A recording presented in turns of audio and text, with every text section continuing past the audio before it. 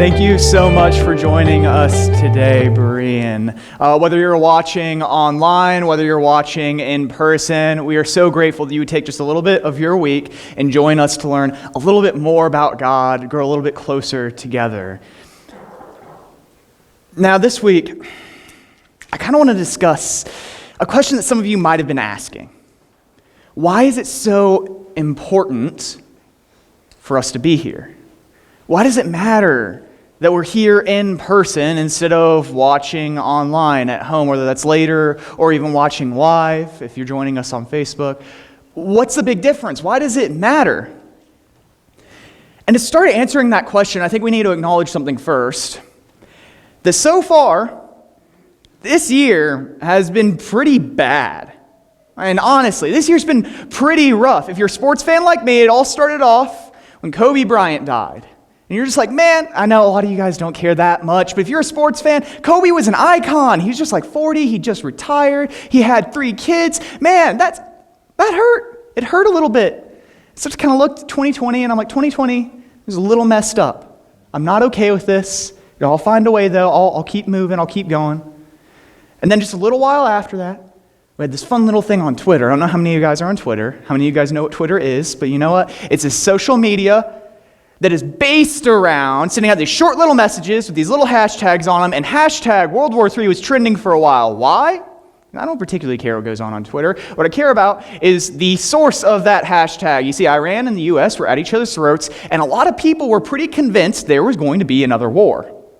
It's not a good way for 2020 to start out. We had a potential war, sports icon died, started off pretty rough. Then there was an even bigger event.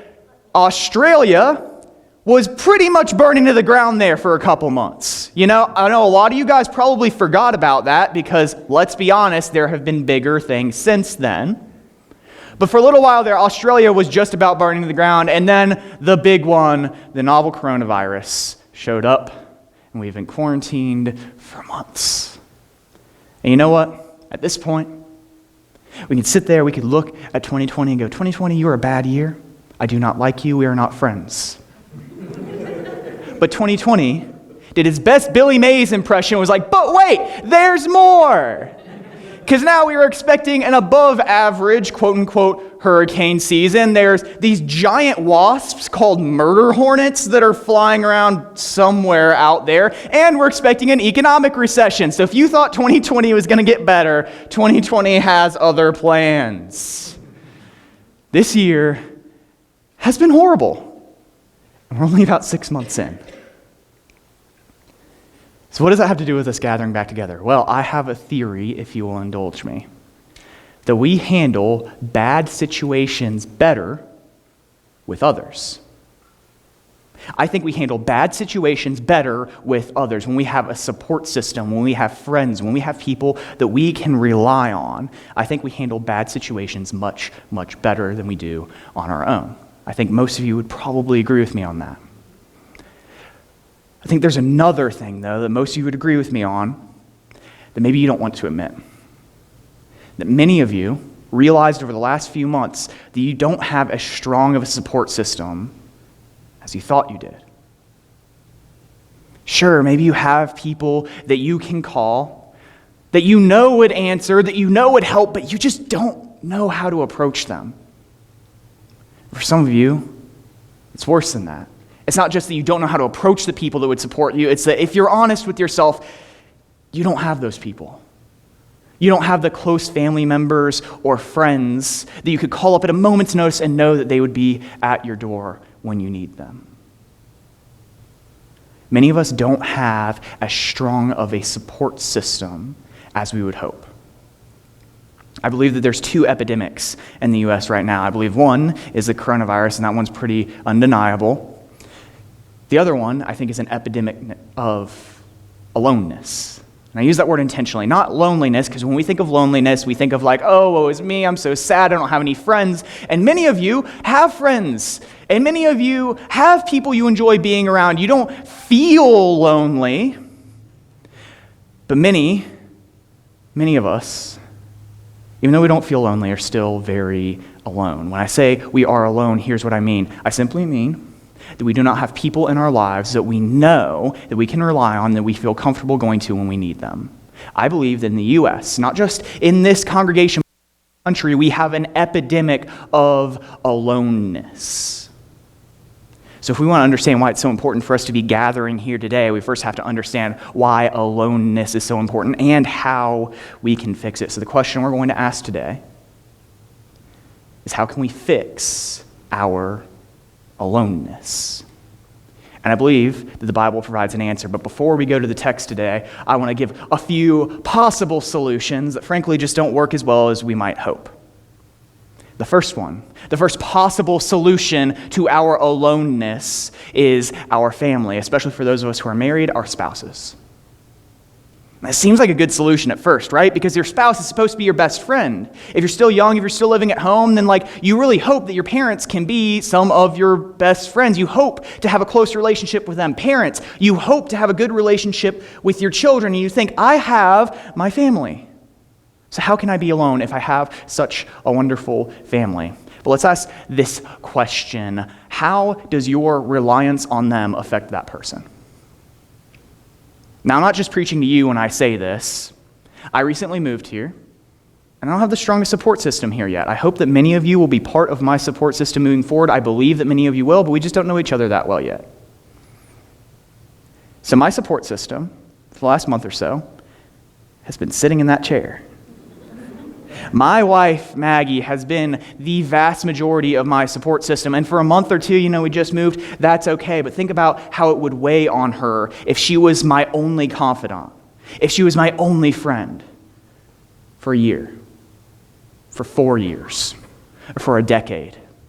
If every time that somebody criticized one of my sermons, she was the only one that heard about it. If every time I had a bad day in the office, she was the only one who would listen. If every time that somebody left an angry review about our church on Yelp on their way out, if she was the only one I complained to about it, imagine how that would weigh on her. She couldn't support all of my difficulties, all of my personal weights, and also carry on her own life. It's unfair. And just about every marriage counselor, just about every family counselor that you read or listen to will teach you the exact same thing, that your spouse or your kids or your parents cannot be your only friend, cannot be your only confidant. They cannot carry the weight of their life and carry the weight of yours. So our first potential solution that frankly just doesn't work is your spouse or your family. They will not fix your aloneness. They can be a part of the solution, but they can't fix it by themselves. The second possible solution that, let's be honest, is just not going to work, now this one's going to be controversial, is God. Now I know that answer, we're in a church, we're like, wait, no, God can do anything. And I agree, God can do anything. But saying that God will fix your aloneness is bad theology. Here's what I mean. If you go to the very beginning of your Bible, there's this book called Genesis. And the very beginning of Genesis talks about God creating the heavens and the earth and all the animals and creating people. And in that first little chunk of Genesis, every time God creates something, he looks at it and he says, it's good. He says, and God saw that it was good. Before sin comes into the world, before everything just kind of goes haywire, there's only one time that God said it wasn't good. Do you know when that was? When he looked at Adam, the only man, the only human in existence, and said, it is not good for man to be alone.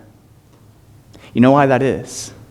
Do you know why after that God went to Adam and said, Adam, I want you to look at all the animals on the earth and see if any of them are a suitable companion for you? And he said no to every single one. Do you want to know why that is? Because God designed us to have two core relationships in our life. One with him and one or several with other people.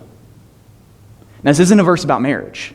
We use it in our weddings. It's a really pretty verse. We can kind of do it up and frame it and everything. But it's not a verse about marriage. Because God doesn't say, hey, it's not good for a male to not have a spouse. That's not actually what he's communicating here. That is true. If you've ever seen a bachelor's apartment, they're disgusting. But it's just not what God's saying there. When he says it is not good for man, the word means in Hebrew, it is not good for humans. It's not good for humankind to be alone. God designed us to to have relationships with other people, whether that's a marriage or a parent-child relationship or a relationship with siblings or a friend or a coworker or a boss. God designed us to interact with other people. The last possible solution, especially right now, to our aloneness is the idea that when things go back to normal, it's all going to be okay. Maybe you've been feeling a little alone. Maybe you're aware of this aloneness, and you think, you know what, when we have a vaccine, when quarantine officially ends, and I can go to concerts and sporting events and whatever, I can go to St. Louis and watch the Rams. Ooh, sorry about that, guys. When I can go to Chicago and watch the Bears lose again, then it will be okay. You think that, but can we be 100% honest? When quarantine ends, ends, and you can go out without a mask and everything, you can go to restaurants, go to concerts, go to sporting events, go to whatever. Many of you will have a lot more social interaction than you're having right now, but you will still be every bit as alone. You'll just be alone in a crowd. Because aloneness doesn't just mean interaction with people. It means interaction with people that you can rely on, people that you can call at midnight and they will be at your door, people that if there were a financial crisis in your life, they would make sure that you had somewhere to stay, clothes on your back, and food on your table. That's what it means to fix your aloneness, to have those kinds of people in your life. And things going back to normal will not magically grant you good friends and good family. It just won't. So there are three ways that we think maybe our aloneness can be fixed that just don't work. Your spouse can't do it. God designed you to have relationships with other people as well as a relationship with Him, so God alone isn't going to do it. That's what He gives you people for. And things going back to normal will not fix it. So where do we find a solution? I think we find a solution in the book of Ecclesiastes. We'll be in Ecclesiastes chapter 4 today. And we'll be putting the verses up on the screen. Ecclesiastes chapter 4 gives us a little bit of an answer to how we can solve our aloneness. It reads, 2 are better than 1, because they have a good return for their labor. For if either of them falls, one will lift up his companion. But woe to the one who falls when there is not another to lift him up. Furthermore, if 2 lie down together, they keep warm. But how can one be warm alone? And if one can overpower him who is alone, 2 can resist him. A cord of 3 strands is not quickly torn apart. Ecclesiastes, the entire book, operates on kind of a rough timeline, right? You guys need to understand this, really understand how significant these verses are. The entire book operates on kind of a rough timeline. We'll say that the timeline begins right about here, okay?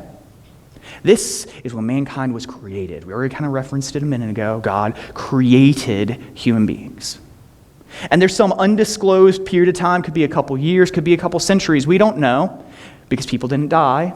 And Genesis doesn't say how long Adam and Eve lived in the garden. But for some period of time, things were great. And then at this point, Adam and Eve really messed up. They sinned. They did something wrong. They disobeyed God. And everything after that was kind of iffy. Right? So you have God created mankind, created human beings messed up. You got that? Somewhere down here, we don't know when, the Bible doesn't tell us exactly when, but at some point, Jesus is going to come back, God's going to wipe away this creation, create a new creation, make things like they were in the garden. All right? But there's a big gap in between. And we are living somewhere in this gap. Jesus could come back tomorrow. He could come back 1,000,000 years from now. We just don't know. But we are living somewhere in this gap. And Ecclesiastes operates on a very simple premise about this gap. You want to know what it is? That everything, and I mean everything from the fall of mankind to Jesus coming back sucks. It all sucks. That's the secret of Ecclesiastes. The person who is speaking here, this figure that's kind of like Solomon, it may have been Solomon, may have been one of his students, we don't really know for sure. He identifies himself as the teacher. He's really grandiose. I think he was a little full of himself, but that's okay. We're going to forgive him. And the teacher, when he's speaking, has one simple premise, that everything from the fall of mankind to Jesus coming back kind of sucks. He uses the word meaningless or worthless over and over again, that everything under the sun is meaningless. He says that all the work you do, well, even if it lasts centuries, one day it's going to be forgotten. He says, no matter how much money you gather or how little you have, you're all going to die anyway. That's cheery, isn't it? And this is how the teacher in Ecclesiastes operates. But then he pauses. There's a few times he does this in the book. He pauses and he acknowledges that even though everything is worthless, everything is meaningless, even though everything sucks, and we are living in the middle of this big ball of suck, there's still a few things that have value. There's still a few things that are enjoyable. There's still a few things that are good. And one of them, in chapter 4, is relationship. With your spouse, with your kids, with your siblings, with your parents, with your friends, with your coworkers, with your bosses. Relationship is still good, even though so much of life ultimately is meaningless. See, the teacher, I think, is communicating to us the same thing that Genesis communicates, that we need other people, that we are better together. And he gives us 4 examples. The first one is if 2 people are working together. If 2 people are working together, it says that they get a good return for their labor. And when we hear that, we say, okay, look, they make more profit, they make more money, maybe that's what he's talking about, and that's an aspect of it. But ultimately what this phrase means, the Hebrew phrase that is behind this English translation, means that the work is easier, that the work is more enjoyable, that working with a friend is better than working alone. Simple enough, right? Working with a friend is one small proof that friendship is meaningful because it makes work easier, it makes work more enjoyable, it makes it go faster, it makes you more productive. The second example is if either of them falls. And if you're reading this like in the 5th century BC, then you're thinking, okay, if I am traveling and I slip and I turn my ankle or I break my leg or something, I need a friend to make sure I get to the next town. I want to starve to death on that trail. If there's not someone to help you and you can't travel yourself, well, you are in trouble. But the phrase might actually be a little more metaphorical than this. The teacher throughout Ecclesiastes will give these physical examples, but really what he's intending for you to do is to take that physical example and apply it a little more broadly. We take that word fall, actually in English, very much the same way that Hebrews would take the word fall. It could mean literally like, oh, he stepped off the stage and he fell. It could literally mean a physical fall. It could also mean a moral fall or a societal fall. I spent the last 4 years or so in Bible college studying how to be a preacher. And ta-da, here I am. When you study in a Bible college and you tell people you want to be a preacher and you major in that, you get to hear a whole lot about people who went through fall. You hear Mars Hill incidents. If you don't know what that is, look it up. You hear about the Bill Hybels. You hear about these huge mega church pastors that had this massive platform and they messed up. And I don't mean they messed up a little bit. I mean they stole millions of dollars. They cheated on their spouses. They did horrible things and they lost not only their reputation, they lost their jobs. Many of them go to jail. Not every mega church pastor is like that. In fact, most of them aren't. Most of them are very good people. But you always hear about the bad apples, right? You always hear about the ones who went through a fall. And the teacher here is saying you will go through a fall. Probably not that big, hopefully not that big, but something smaller. You're going to have a fight with your spouse. And you're going to say something that you really wish you didn't say. You're going to yell at your kids because they didn't pick up their room, and you're going to realize when you're laying in bed that night, man, I really should have been more gentle with my son. You're going to talk back to your boss, and you're going to leave work that day wondering if you're still going to be employed a week from now. You're going to go through a little fall, not something that's going to ruin your life, but something that it eats at you, it digs at you, it wasn't good. And when you go through those little falls, well, a friend is exactly what you need. Someone who can pick you up, someone who can tell you, look, you messed up. Let's be honest, you messed up, but here's how you fix it next time. Someone who can look at you and say, yeah, this was a fall, this was a mess up, you tripped up, you did bad, but you know what, that's not who you are. You need someone who can remind you, someone who can pick you up. You need someone that if someone else is talking bad about you, if they're trying to put you through a a relationship fall, if they're gossiping about you, you need a friend that can back you up and say, you know what, he or she is nothing like that. They're a good person, and you will not talk about them in that manner around me. You need a friend that will protect your reputation. You need someone who will protect you from a fall. And when you do fall, because it will happen, you need someone that will pick you up. There's 2 more cases that the teacher gives us that we'll go through very quickly. Another one, if 2 lie down, they keep warm, but how can one be warm alone? And this is another picture of traveling. If you're traveling through ancient Palestine, you'll discover something very quickly. It is very hot during the day. It is very cold at night. And so when they traveled, they'd lay their bedrolls down side by side. And when you lay down with numerous travelers on either side of you, you had a tendency of keeping a little bit warm, warmer than you would on your own. But falling asleep next to somebody on a bandit-ridden road in the middle of the wilderness requires a little bit of trust, don't you think? You have to know, this people they're going to steal from me. When I'm sleeping, they're not going to drag me off and try to ransom me back to my family. They're not going to hop on the camels and go for a joyride while I'm down. That's not going to happen. You have to really trust someone. And the last one's pretty similar to it. If one can overpower him who is alone, 2 can resist him. This is, to bring it into the modern day, a picture of a mugging, really, for lack of a better word. Imagine that you had a challenge. I don't know why on earth you would agree to this, but you were challenged to start in the southern tip of East St. Louis and walk all the way to the northern side. You had to walk, you couldn't drive, you couldn't fly, you couldn't do any of that. You had to walk. And you had to do it at night. And you accepted this challenge. I have no idea why you would be that stupid, but you accepted the challenge. And you can have one person with you. You'd probably pick someone who was a local, knew their way around, chances are, and you'd probably pick someone you trust. Not some random person off the street. You'd pick someone that you trust. Because if you're traveling through East St. Louis, you're probably going to go through some neighborhoods that are good and some neighborhoods that maybe aren't so good. Some neighborhoods you'd be a little bit scared to walk through. And so you'd need someone with you that knew the area and someone who you trusted to keep you safe. And this proverb, this line, this little piece of Ecclesiastes is saying something very similar. You need someone that you can trust, someone you can rely on, someone who will keep you safe.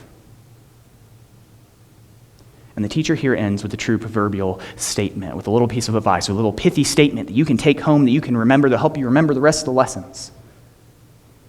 The cord of 3 strands is not quickly torn apart. There's a cool little pattern here that Hebrew writers really, really enjoy, where they'll have a number. In this case, the number is 2. If 2 are attacked, then they can protect themselves, whereas if one is attacked, he will be overpowered. You've seen that over and over again in this passage, that number 2. Having 2 friends, having a companion, so there's 2 people traveling the road. And so the teacher says 2, 2, 2, 2, says the number 2 4 times. And at the end, it says a cord of 3 strands. This is a cute little poetic thing the Hebrew writers would do, where they'd have a number and they'd say the number over and over and over and over again, and then they'd add 1 to it. 2, 2, 2, 2, 3. Or they do 3, 3, 3, 3, 4. And this poetic device actually gives us a little bit of information because it always means the same thing. Now, I'm not a poetry fan, but I still think this is pretty cool. Whenever a Hebrew writer did this, whenever they took a number and said it over and over again and then added 1, they always meant it's not about the number, it's about the group. It's not about the number, it's about the fullness. It's not about the number, it's about completion. The lesson here is it's not about having 1 good friend. It's about having 3 or 4 or 5 or however many good friends you can get. The lesson here is you can never have too many good friends, too many trustworthy people, too many people to support you. I think if they didn't run out of papyrus, then maybe they'd keep going. A cord of 3 strands is not quickly torn apart. And a cord of 4 strands, even better. A cord of 5 strands, even stronger than that. A cord of 6, even better. A cord of 7, oh, no one's getting through that. I think they could keep going, but they figure you got the point, so they laid off. You need as much support as you can get, or as we said earlier, we are better together. Now, the most astute people in the audience may have noticed something, that I asked a question, how can we fix our aloneness? And my answer was essentially, stop being alone, which is not helpful. But I wanted to drive a point home, the teacher wanted to drive a point home, that we really need other people in our lives, not just superficially, but people that we have deep relationships with that we can trust. How do we fix our aloneness? We need people in our lives that we can trust.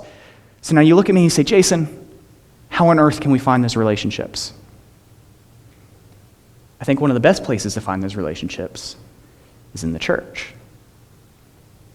We sent out surveys to you guys through email, and we got about a third of you to answer us, which is actually pretty good statistically. We got about a third of you guys to answer us. And we discovered there's two big concerns for most people in our congregation throughout this pandemic. The first one is that they're feeling very anxious. And the second one is that they're feeling very isolated. That's what you told us. And that fed into our decision to start meeting together again. Because we have the stuff we could keep doing online if we wanted to, but we realized that you guys were feeling isolated, that you needed support, that you needed your church family, that you needed to see your friends again, and we needed to offer you a safe opportunity to do so, where you wouldn't be exposed to the virus because we're wearing masks, we're distancing, we're sitting separately, but you'd still be able to interact with other people because God designed us for relationships. And so the elders got together and decided if people are feeling isolated, we need to get them back together with their church family, and we decided to reopen. We listened to what you told us.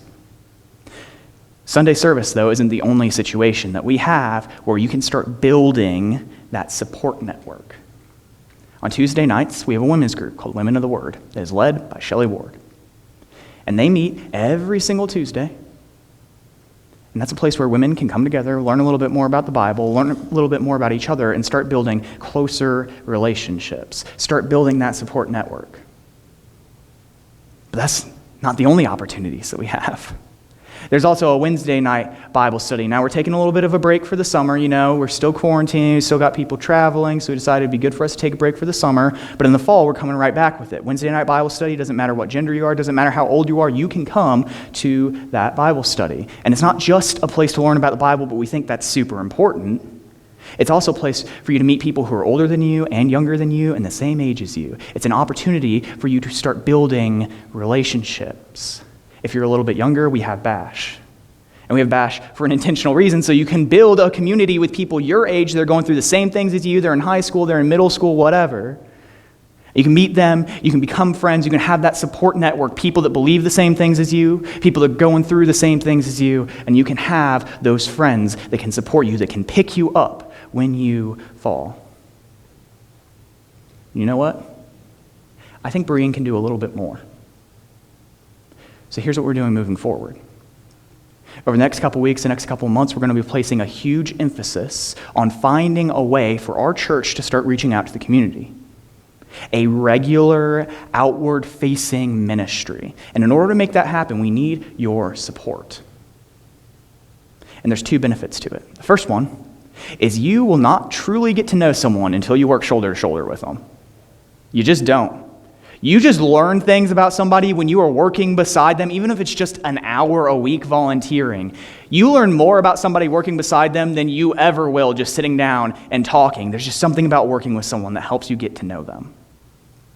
But the second benefit to having an outward-facing ministry that we are going to be developing here is that we get to find people out there who are just as alone or even more alone than we are, and we get to bring them in. We get to love them. We get to fulfill our mission of building an unbroken community in Murfreesboro, a community of love, a community of friendship, a community in Christ's name. So this week, if you're on the outreach committee, you've already gotten an email. We're going to be meeting. If you haven't seen the email, go check your inbox. Hey, it's right there. We'd love to have you. We're going to be coming up with some ideas. If you aren't on the outreach committee, there's still something I need you to do. This is an email that we have been shoving down your throat for weeks, and we will continue to without shame. info@bereanconnect.com. And here's what I need you to do. If you're thinking about this and you're going, Jason, ideas. I have some outreach ideas. I have some things that maybe we can do, that maybe this could work. Email them to info@bereanconnect.com. If you're thinking, Jason, I'm not much of an ideas guy, but you know what? I can volunteer. I can work with it. I can help out. I can join with the outreach team. And once we have something in place, once we have a structure, I can show up and I can help out. Email us and let us know at info@bereanconnect.com. If you think, you know what, I just physically am not capable of volunteering, but man, I will be a prayer warrior for this ministry, then email us and let us know at info@bereanconnect.com. If you think, you know what, for whatever reason, I can't volunteer, I can't be much of an idea person for this, but I can support whatever ministry this is going to be financially, well, if that's you, then email us and let us know at info@bereanconnect.com, because we can only do as much as all of you will enable us to. And we want to make a difference in Murfreesboro. We want to help you build that support network by working shoulder to shoulder with other people, but we also want to be grabbing people from the community and saying, you do not have to be alone. We have a community for you. We have a family for you. We want to love you. We want to be your friend. But it takes all of us to make that happen. So if there's any role you can play as we reach out into the community, let us know. The email's right there. If you're feeling alone, come work with us. You'll make some friends. If you're feeling alone, we have these Sunday services, we have these small group environments, and you know what, maybe we can add some more in the future too. We want to build a community here. So why is it so important for us to be here at church? Because we're better together. And God designed us that way. Will you pray with me, please? Lord, I want to ask your blessing on this congregation. Not in some vague way, but in a very tangible way. I want to ask that you give them the boldness to step forward, to voice support as we form an outreach. I want you to give them the bravery needed to serve in that capacity, to step into these small group environments and to start meeting other Christians, start developing these friendships. God, I want to ask that you bless the friendships that already exist and that you grow the ones that will come to exist in the coming weeks and months, that you give us all a support network that we can rely on so that when we fall, there will always be someone there to pick us up. But God, we aren't just asking these things because it makes us feel good. We're asking them because we believe that you designed humankind for relationship. That you designed us to need other people. And we believe that when we reach out into the community and grab people and pull them in, and when we grow our friendships here amongst each other and we learn and grow and get wiser and stronger together, that it glorifies you. And ultimately, that's all we want to do. We want to glorify you, God.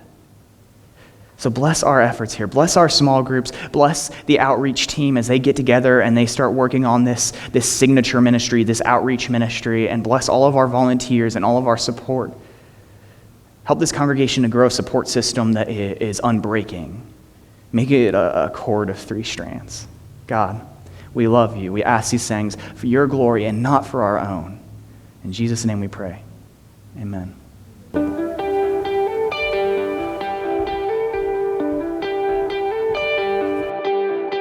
Hey guys, if you enjoyed the sermon, if you were moved by it, then please don't let this moment pass you by. Contact us. You can email us at info@bereanconnect.com. You can call the church offices. The number is on our website. And while you're at it, follow us on Facebook, follow us on YouTube, like this video wherever you see it. It really helps us to get the message out there and to connect with more people. We can't wait to hear from you. Thank you for joining us today, and we can't wait to see you again. Bye.